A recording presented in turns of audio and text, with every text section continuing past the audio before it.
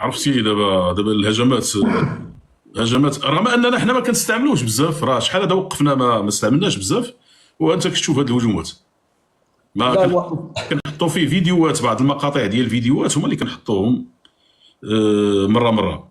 وي دابا تيك توك شحال هادي ما التحقتوش في تيك توك دكتور؟ شوف واحد المده ما التحقنا بالتيك توك، وشنو كان يلا كنا كنستعدوا باش نبداو نديروا على الاقل واحد جوج المرات في الاسبوع. من ذاك الوقت من واحد المده ديال شي غتكون واحد 8 شهور هذه تقريبا ما دخلت انا، تقريبا واحد 8 شهور هذه ما دخلت. ومرحبا بك دكتور، تحياتي لك، مشكور جدا على تلبيه الدعوه.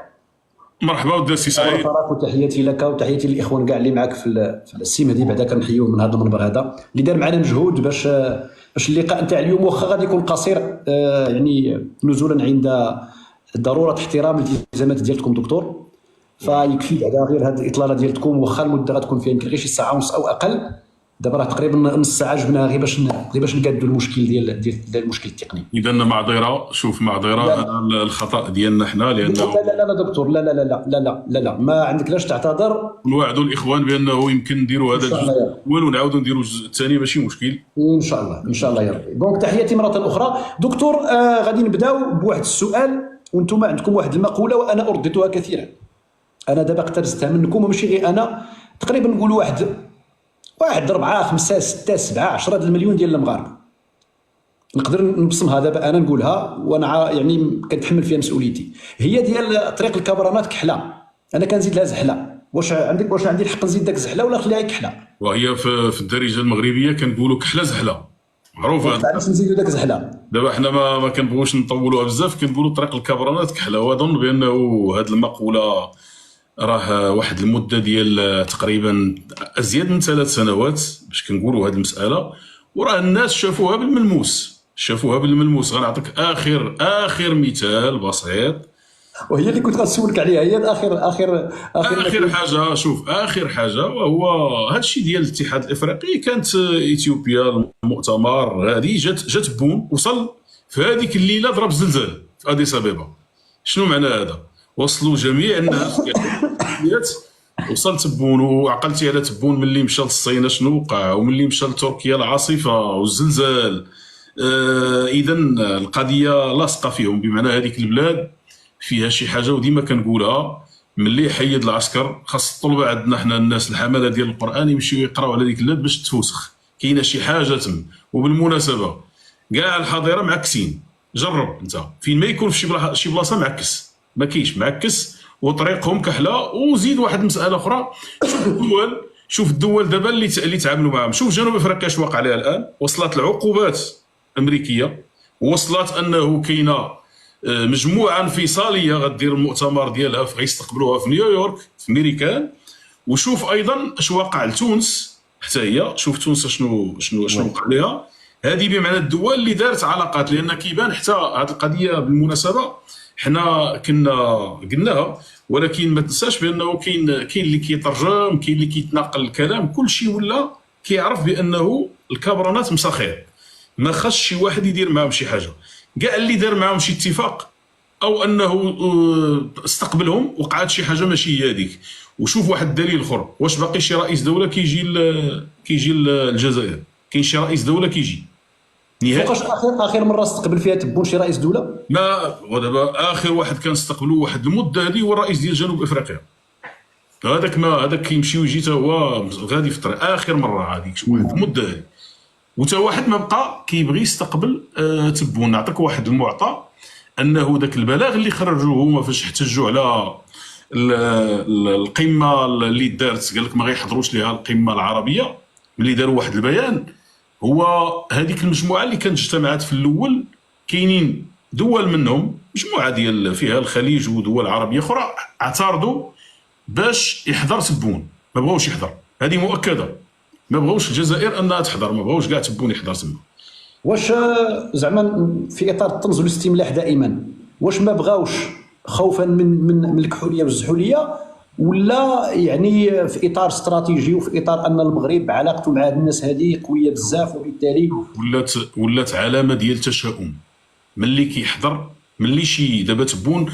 شوف واحد المساله اللي كان دارها، شنو كيدير؟ كيهز طيارته ولا هو كيمشي نهار اللي كان مشى لمصر اظن، ومن بعد زاد لسلطنه عمان، ما كانوش الناس مستعدين. واش كاين شي رئيس دوله كتهز الطياره وتم غادي، انت كتقول لي حنا جايين في واحد زياره ما كيسميوهاش، غنسميوها زياره رسميه، اش غنسميوها هنا؟ بمعنى ولاو الناس، ولات دول كتشائم من الجزائر، واحد طبيعي.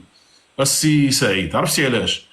واش البلاد اللي قتلات غير مؤشر واحد هذا، واش البلاد اللي قتل فيها العسكر 4 مليون ديال البشر باقي مدفون الان تما، كاين اللي مدفونين تما، واش ما غيكونش هذا الشيء هذا؟ واش ما غيكونش هذه المساله هذه؟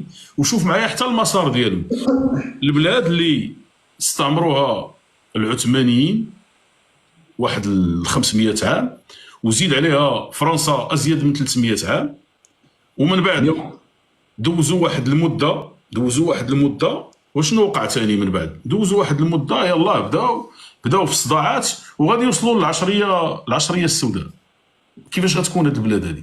كيفاش غيكون البشر فيها؟ مثلا البشر فيها واحد كيورث واحد. كنعرفوا هذه القضيه ديال التنشئه، ملي كتفيق انت مع الصباح وكتسمع الشهداء المجاهدين الجماجيم، لدرجه انك ولاو كل نهار كتشوف غير ديك الخارجيه ديالهم، شوف كل نهار هازين الورد وكيقراو الفاتحه على من كل مره سميه، تما وسط الخارجيه كل سميه.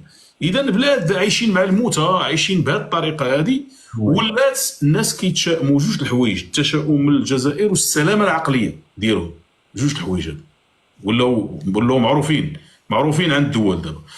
باش نعطيك القضيه ديال السلامه العقليه، اخر موقع القضيه في فرنسا كتسول هذيك، راك كتعرف هذيك صوفيا اللي كانت منوضه الحيحه، كتسولها كتقول داك الشيء اللي كدير هذيك صوفيا، داك السبان والتهديد والدعوه للعنف والدعوه لكذا، وكتدافع على داك الشيء تما، وهي تقول لها القضيه غنسولك واش انت اش من كوكب نتوما، اش من كوكب جيتوا نتوما؟ ايوا ما بقى ما يتقال، كوكب لالا كما كيقول داك فرعون المصري، اش من كوكب جيتوا نتوما. اذا هنا المقوله راه صافي ولات ماركه مسجله الجزائر، الكابرانات طريقهم كحلم سخيط الوالدين. ما يربحش، عطيني شي دوله تبعاتهم وربحات، لدرجه ان الدول ما باغاش تبيع لهم حتى السلاح كاع. ودابا السلاح ولا مشكل، راه كاين القطاع ديال الغيار دابا كلشي، ما حتى واحد ما غادي معاهم في الطريق.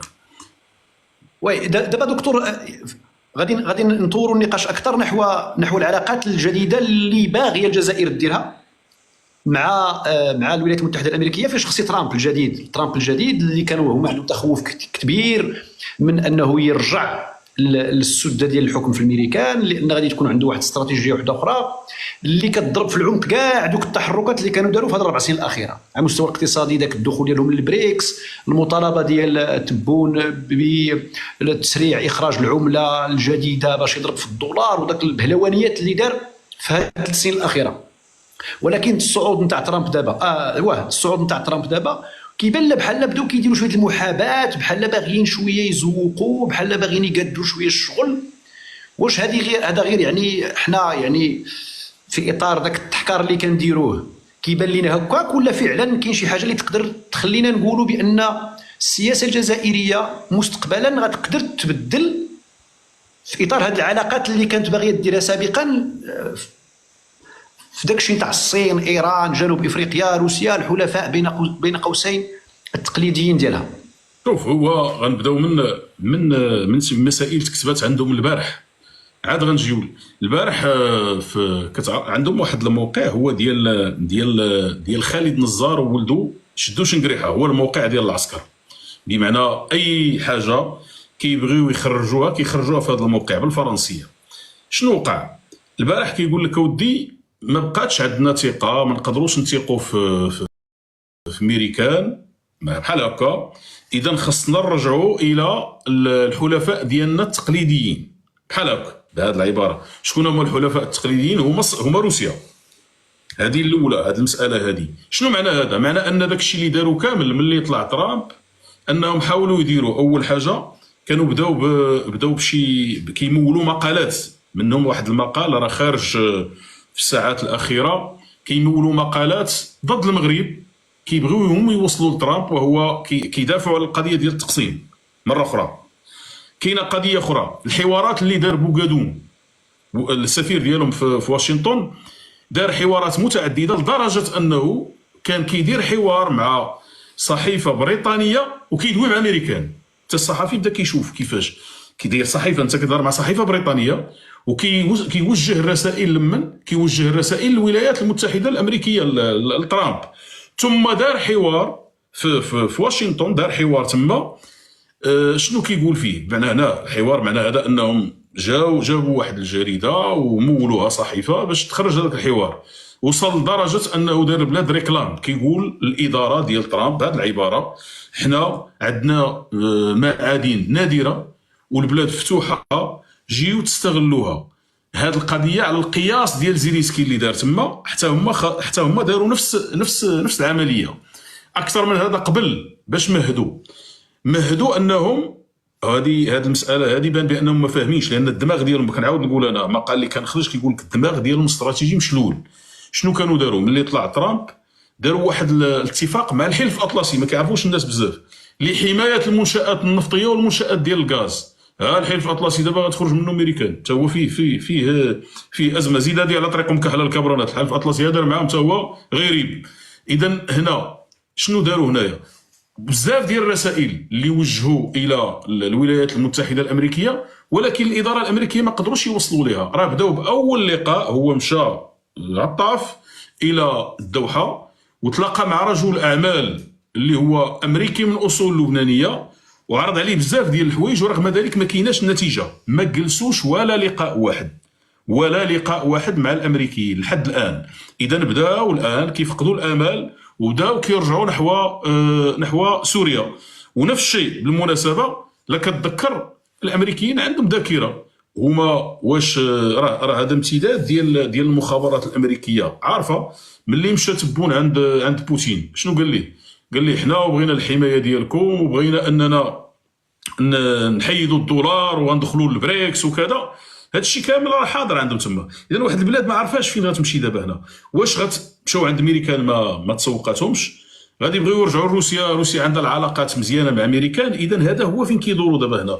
واش هذه كتبان لك بانها سياسه ديال بلاد مضطربه، وعمر شي وزير خارجيه يخرج وعرض البلاد كامله على الاداره الامريكيه؟ واش سبق شي واحد دارها؟ زيلينسكي كاع وما دارهاش. زيلينسكي راه شنو وقع عليه في القضيه ديال المعادن، هذيك المساله ديال المعادن النادره. راه مشى كينيغوسي، هذا راه قال لهم البلاد كلها خذوها وما تسوقوش الامريكيين. ولكن كاينه نقطه اخرى معها، وهي انهم راه عرضوا على الولايات المتحده الامريكيه باش ياخذوا من عندها السلاح 15 مليار دولار في السنه، صفقات ديال السلاح، ورغم ذلك ما جاوبوهمش لحد الان. دونك هنا غادي نقدروا نقولوا بانه على مستوى الولايات المتحده الامريكيه من الصعب جدا ان نتوقع تقاربا من اي مستوى كيفما كان، حتى لو كان يعني في اطار تقديم تنازلات كثيره كما قلتي. دابا غادي نجيو للحاجه اللي غير واحد الاشاره السي سعيد. هذيك السفيره اللي كانت قبل، السفيره ديال راه مازال كاينه، مازال ما بدلوهاش. هنا هما بدلوا بالمناسبه، كيبدلوا السفراء وكيمشيو راه هذا السفير اللي جاي للمغرب هما كيعتبروا المغرب كيسميوها نقطه ارتكاز استراتيجي، العلاقات اللي كاينه بيناتهم. وانا هنا غنقول واحد المساله ونجي لهذيك السفيره اللي كاينه تما، واللي دارت واحد الدوره كبيره في الجزائر، ودارت لقاءات هنا. واحد السفير، واحد المستشار سياسي اللي كان هنا في السفاره الامريكيه، لا كتذكر واحد الوقت كان تاخر واحد المده في المرحله ديال كنظن ديال اوباما، كان تاخر السفير ما عينوش. انا كان عندي لقاء مع هذا المستشار السياسي، قال لي بالحرف، قال لي شوف المغرب امريكان ما كتعينش اي واحد في المغرب، خاصها تعين واحد السفير اللي كان عنده اتصال مباشر مع الرئيس. علاش؟ لانه بالنسبه لهم المغرب نقطه واحد كتسمى نقطه ارتكاز استراتيجي كبيره عندك المغرب، وكانت جنوب افريقيا دابا ما بقاتش، وكاينه اسرائيل وكاينه السعوديه وكاينه ايضا الامارات عندهم هما، وايضا عندهم اليابان، وهذو الدول اللي كيسموها خاص يكونوا فيهم سفراء اللي كيتواصلوا مباشره مع الرؤساء. هذيك السفيره اللي كانت اللي ربما راه مازال ما بدلوهاش، ولكن ربما المعلومات انها مشات الامريكان، دارت جوله في الجزائر كامله، ما خلات فين مشات. هذه المساله كتذكر بواحد السيناريو اللي كان دارته واحد السفيره امريكيه قبل ما يكون العمليه ديال المشاكل اللي كانت مع صدام حسين. دابا المعلومات اللي غتكون دات ان مشات للجنوب. علاش مشات للجنوب؟ لانه كانت هذيك الوقيته الهضره الا سمحتي غير باش هذه الفكره بغيتك تعاودها باش يسجلوها عندهم الاخوان الا فهمتها بشكل صحيح. بغيتي تقول بان العمليه اللي دارتها السفيره الامريكيه في الجزائر عبر تجوالها في مختلف ربوع الجزائر هي نفس العمليه التي قام بها سفير الامريكي في العراق في فتره ما سفيره امريكيه في العراق، سفيره حتى هي امراه سفيره قبل الاطاحه صدام حسين نفس العمليه. وهذه خرجت في مقالات لانها ما خلات فين مشات، دارت لقاءات اكثر من هذا، كانت مشات للجنوب في واحد الوقت اللي كان فيه معلومات على ان ايران طلق الحرس الثوري ديالها في الجنوب ديال الجزائر، وكاين المساله تما كيديو اليورانيوم، وكان حديث على واحد على شي امور ديال السفينه اللي خرجت من ايران ايضا فيها يورانيوم مخصب فين مشات وصلت لشمال افريقيا. في هذاك الوقت هي دارت واحد الدوره تما. شنو هي المعطيات اللي عطات؟ هذا الشيء غيبان شنو هي المعطيات، وراه ماشي عادي السي سعيد انه كنعرفوا الدور ديال السينما هوليوود في الولايات المتحده الامريكيه. ماشي عادي انه كيتنجز واحد الفيلم اللي كيقول بانه راه كاينه قوات امريكيه خاصه غتعرض لواحد الهجوم من طرف واحد تنظيمات ارهابيه في الجنوب ديال الجزائر اللي استعملت واحد السلاح معين، ومن بعد غادي تكون اتصال ديال الولايات المتحده الامريكيه بالجزائر باش تسلمهم هذوك المجموعه، وما غيسلموهمش دوك المجموعه وغيكون تدخل امريكي. راه فيلم هذا فيلم، وكنعرفوا الدور ديال الافلام. علاش هذا الشيء كامل؟ هنا كيبين بانه هذيك البلاد كاين عليها بزاف ديال علامات استفهام. علاش؟ لان العسكر اللي حاكم نتيجه الدماغ ديالو اللي مشلول انه بغى يدير بحال قلتي مدخل معك ايران ومدخل معك روسيا، راه كاينه القواعد ديال روسيا، وباغي العلاقات مع امريكا، وكاين عندك العلاقات مع فرنسا هي متدهوره الان. هذا الشيء كامل ما يمكنش ديريه الا ما كنتيش فاهم شنو واقع في النظام الدولي، وما يمكنش انك ديريه الا ما كنتيش تقدر تلعب على التناقضات. هذا جانب هنا. وتا واحد بالمناسبه تا واحد ما كيمشي معاهم، بما فيها ايطاليا. دابا الان ايطاليا كيعتبروها حليف، ورغم ذلك ايطاليا يلا كتمشي معاهم في القضيه ديال الغاز، ما كتعطيهم حتى شي حاجه اخرى. في هذا الاطار دكتور منار السليمي كنت غنطرح واحد السؤال واحد اخر، ولكن معليش نتفاعل معك في هذا الشيء اللي قلتيه.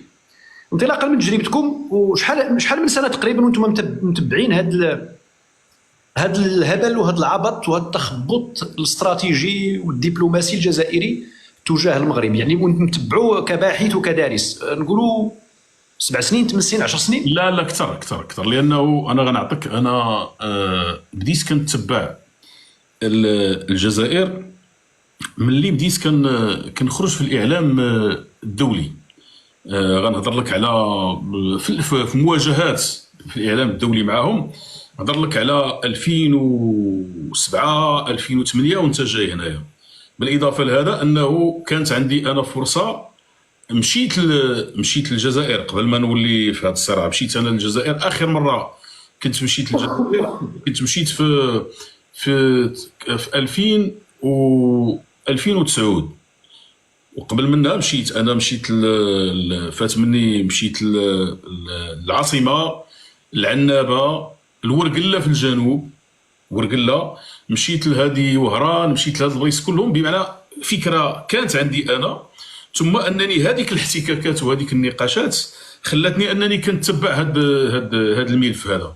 اذا نقول من 2007 وقبل منها. دابا كاين دابا ملي كتبع الملف ديال الصحراء المغربيه، راه ضروري انك خاصك تفهم شنو واقع في الجزائر. علاش؟ لانه ديما كنقولوها، لان النظام العسكري بنى اللعبه السياسيه. هذا المفهوم كاين في علم السياسه، بناها على العداء مع المغرب، وصنع مشكل من ذاك الوقت، وبقى كيستعملوه. بمعنى بهذه الطريقه هذه ضروري خصك تربط، تفهم الاوضاع الداخليه باش تفهم ما يجري. وانا واحد القضيه كنقولها دائما، فين ما كتكون شي حمله على المغرب، حمله بحال هذه الحمله الاخيره، عرف شنو واقع لداخل، راه كاينه شي حاجه واقع عندهم لداخل. ديما عندهم هذه القضيه ديال تشتيت الازهر. وهذا الشيء كنقولوا بحجج، ماشي راه حنا كنصنعوا من عندنا ولا غيرها. مثلا غير مثال بسيط، هذاك النهار اللي طلقوا هذه واحد 7 سنين هما كيطلقوا ديما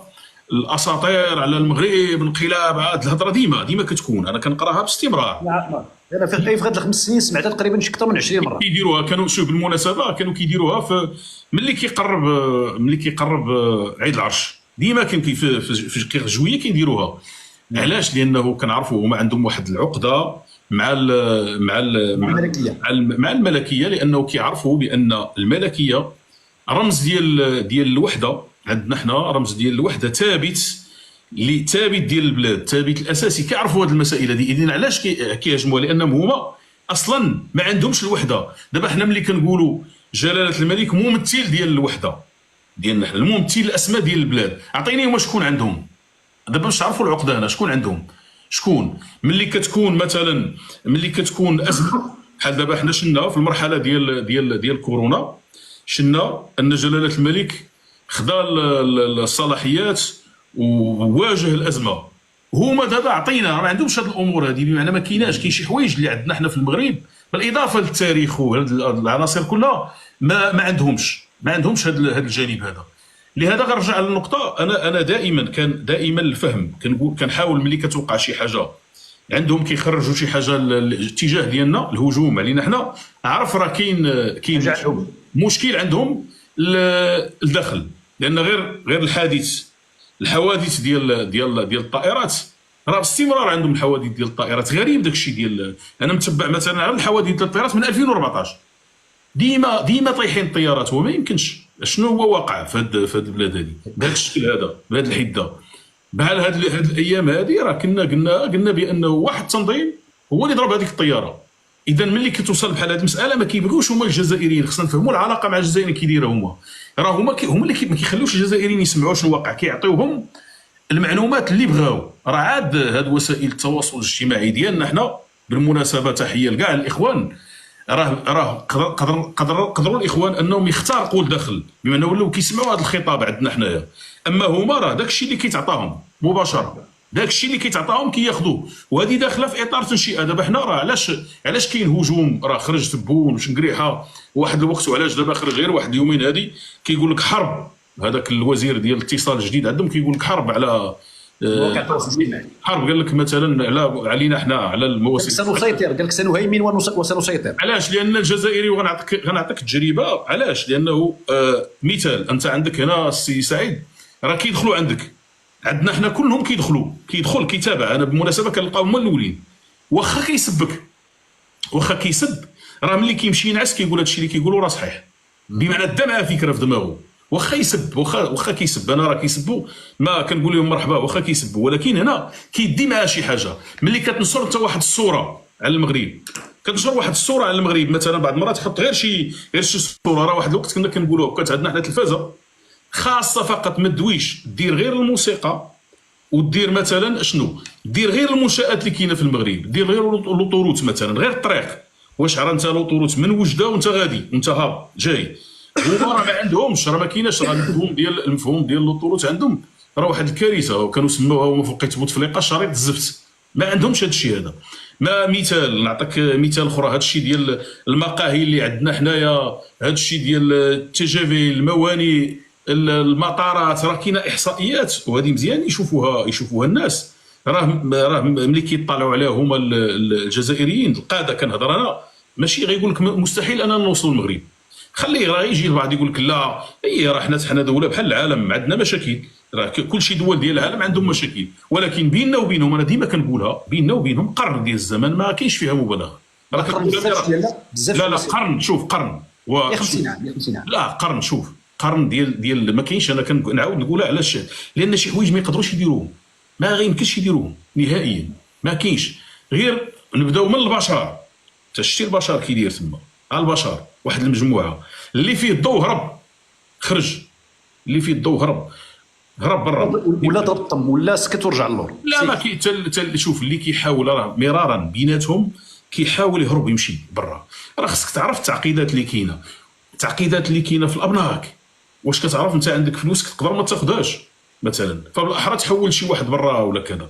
راه اليوم كاين واحد الخبر، راه دفعوا الناس انهم يديروا تبريد ديال الاموال. هذه الدوله كتقول لهم دير معنى كتقول لهم سيروا للسوق السوداء، وهذه كدار شي بلاصه. هذه الدوله هي تحط المواطنين على الذهاب الى السوق السوداء بحال هكا. واش باقا كدار هذه؟ بمعنى كاين الفوضى، كاينه الفوضى في هذه العمليه. اذا هنا راه ما كان ماشي اننا كنبالغوا، حيت البعض راه كانوا كيهاجمونا الناس كيقول لك لا انتم كتبالغوا كذا. لا ما كنبالغوش، هذيك وقائع كاينه، وانا كنتحدث ديما بناء على بينه. مشيت شفت البلاد كامله، لدرجه السي سعيد كنتذكر في عنابه داونا لواحد البلاصه قال لك فندق قال لك فندق في واحد كانت شي ندوه. وتما فين كانت واحد الندوه على الاحزاب دايرها المؤسسه ديال هانس صيدا الالمانيه على الاحزاب السياسيه، شي في 2009 الاحزاب السياسيه في المغرب العربي. تما بلاتي تما غنشوف انا ذاك النشيد غادي يتعرض، وتما في هذاك النشيد انا قدامي تما حيدوا ديك الفقره ديال يا فرنسا. هذيك الساعه كانت العلاقات مزيانه، يا فرنسا فات وقت العتاب وكذا، حيت كيدخلوها ويخرجوها. وتما كنشوف انا كيفاش اعتقلوا واحد. علاش؟ لانه ملي طلق النشيد وقف النشيد الوسط، واحد بحال قلتي واحد تما واحد عون اعتقلوا سير بلاص، لان النشيد وقف الوسط. اش غيدير ليه هو؟ النشيد وقف تما. وتما شفت بانه جلسنا مثلا ما غتبدا الندوه حتى الوحده، رغم انهم دايرين لها تسعود. علاش؟ الكابران ديال هذيك المنطقه ما جاش، عاد جا تكسل في واحد البلاصه وحاطين لي داك الحمص وداك الشيء اللي كتشوف فعلا تما، بقى كياكل تما، عاد ناض على خاطرو، عاد بدات هذه الندوه دايره ندوه دوليه. السي سعيد الفندق والله بدون مبالغه، الفندق ملي دخلنا ليه كان معنا واحد الفرنسي تفاجئ في واحد الفندق. واش عمرك شتي فندق بلا مبالغه؟ بمعنى خاصك تدخل جنب باش تمشي لدوك لي شومبر. خلي ملي دخلنا ليه هنا ها هو الفندق كيبان، خاصك تدخل جنب. وملي دخلت انا اش لقيت باقا الناموسيه ديال الاتحاد السوفيتي القديمه، تلفازه فوق الماريوات. هذيك البلاصه ديال الدوش ما كاينش الماء، باش نهضروا ما كاينش الماء. وباش بانين هذاك البلايصه بانين بحال قلتي بحال قلتي شي ضريح قديم، داك الجير اللي كيكون فيه وداك الشيء مخزز، نفس العمليه. 3 ايام انا كنقول حتى شاد الفضيحه هذه. 3 ايام هذاك الفرنساوي تصمك ما دواش. توصلنا للمطار، غنمشيو والمطار ملي جينا للمطار نزيد هذه الحكايه. جينا للمطار حنا عندنا الطياره مع 8 الصباح، جينا مع 6. قلت لها يلا نمشيو، عارف انا بان لي العربون. مشينا تما قال لي وحنا جينا قبل الوقت زعما. قلت لي غنشوفها الطياره ديال 6 ساعتين تما، الطياره عندهم بحال الطياره ديال السواق. مشيت عند واحد قلت له ودي راه حنا باغيين نمشيو للعاصمه، راه عندنا الطياره حتى 6. قال لي تسنى تما واحد الدقيقه، قال لي دخل. طلعنا في الطياره واخا ماشي ديالنا، طلع بجي تما حتى وصل للجزائر العاصمه. نزل في المطار قال لي اش بان لك؟ قلت له واش بان لك انت؟ قلت لي كتمشي للمغرب. قال لي لا مجال للمقارنه، هذه كنقولها لك انا. اذا راه ما كنهضروش بناء على ماشي غير داوين، راه البلاد هذيك البلاد كنعرفوها. ما تخرجش السي سعيد، ما تخرجش الا ما مشاش معك العسكر، لان كيقول لك تقدر تعرض لشي عمليه ارهابيه. كلشي هادو اللي جا ما تخرجش. والا بغيتي احسن الشهادات غتاخذهم من عند الدبلوماسيين اللي لقيت انا كلهم كيقول لك الا قالوا لنا راك تعينتي في الجزائر انهارك حل صافي، بحال قضاو عليه. ما حتى واحد ما كيبغي يمشي للجزائر.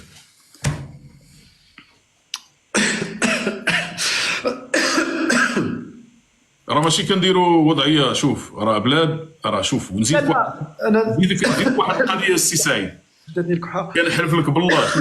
كنحلف لك بالله دابا انا وراه رمضان هذا، واخا نهضروا باللغه ديالنا ملي كتنزل في المطار كتحس بشي حاجه ماشي هي هذيك. ملي كتنزل في المطار عندهم في المطار كتحس بانه بحال قلتي شي حاجه ماشي هذيك. كيجي كاع ماشي على شي حاجه اكثر من باش نقول لك القنط لا اكثر من القنط، شي حاجه اكثر من القنط، ضيق التنفس. اللي ما شدش راسو صعيبه. وهذه راه بزاف ديال الاخوان اللي مشاو تما غيجربوها. كتصافي كتقول فين جاي انا حنا غامرنا مشينا، ولكن انا كانت عندي فكره ديال المغامره. علاش؟ مشيت هذيك الساعه مازال ما دخلناش في هذه الصراعات بزاف. مشيت لانه خصني نعرف هذيك البلاد باش منين نهضر عليها، لدرجه انه نعطيك هذه القضيه اللي غيسمعوها دابا يمشيو، لدرجه انه في ورقله لقيت واحد الاسم ديال احد الاولياء عندهم سميتو سيدي بالخير في ورقله. سولت واحد قلت لي اجي نسولك هذا سيدي بالخير شنو، عطيني ليستوار ديالو. قال لي هذا مغربي، اسمع مغربي، وهذه بزاف ديال المغاربه اللي كيكون المغاربه كانوا كيكونوا غادي للحج، ملي كيوصل غيدوز على الجزائر. والمغاربه كانوا راك عارف المغاربه في التدين ديالهم حمله ديال القران وكذا، ملي كيبدا فين ما وصل المغاربه كيصليو بالجزائريين، كيولي امام ديالهم تما. هذا سيدي بالخير مات، ما كملش الحج، مات، دفنوه وداروا عليه ولي من الاولياء الصالحين. وبزاف ديال الحالات هنايا غيسمعنا شنقريحه غيمشي كاع دوك الاولياء يمشي يقلبهم دابا يحيى. راه كاع فين تلقى سيدي راه عرفوا مغربي، حتى سيدي بالعباس لاله مغنيه كاع المغاربه كلهم مغاربه. اذا هذا لان ديك البلاد تالفه من هذيك البلاد تالفه من الاول، راه تالفه من الاول. لو انهم راه الامانه راه حنا عندنا امبراطوريه امتدادات، ما كانوش يكونوا في هذيك الوضعيه، كانوا تحت بمعنى تحت السلطه ديالنا حنايا، تحت السلطه ديالنا حنايا على الاقل. بعد هذوك الاقاليم ملي كنهضروا على الغرب ديالهم وكنهضروا على الصحراء الشرقيه، هادو لحد الان مغاربه. والدليل انهم اللي كتلقاهم مختلفين على جزائريين اخرين. جزائريين شحال من جزائري كاين، راه ماشي واحد. وزيد كالسي سعيد لا يعرفون بعضهم البعض، ما كيعرفوش بعضياتهم. ما عرفتوش هذه المساله غيستوعبوها الناس ولا لا. الجزائريين ما كيعرفوش بعضياتهم. علاش؟ لان النظام العسكري ما دارش الطرقان، دار واحد الطيارات ملاوطين ديال العشيه كنسميهم طلع. عمرك شي طياره كطلع فين ما تجلس، دار هذوك الطيارات. كاين اللي ما عمرك في الطياره. اذا كاين جزائريين اللي ما خرجش من بلاصتو، خاصه هذوك ديول الجنوب.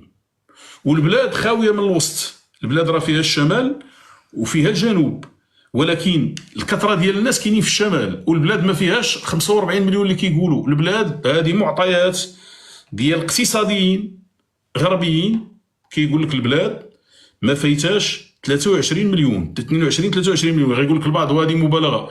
رجعوا للانتخابات، وانا ملي قال لي واحد اقتصادي انا ذاك قال لي شوف حسب بالانتخابات، رجعت كنحسب في الانتخابات المدن. شكون هي المدن الكبيره عندهم؟ الجزائر، وهران، عنابه. حسب شحال العدد ديال السكان، كلشي كاين في السكان. فين كاينه هاد 23 مليون، فين كاينه هاد 45 مليون. اذا اللي واقع حسب الشرح ان العسكر خرج ميزانيه ديال الاشباح، بمعنى 23 مليون وغتبقى 22 مليون كلها اشباح، بمعنى كلها كتمشي للعائلات ديالهم وكذا، ولا اسماء دايرين اسماء ما كاينينش. راه بلاد خطيره جدا. هذا الشيء اش كنقول لك قرن السي سعيد، كنعاود نقولها قرن. واخا دكتور، نرجعوا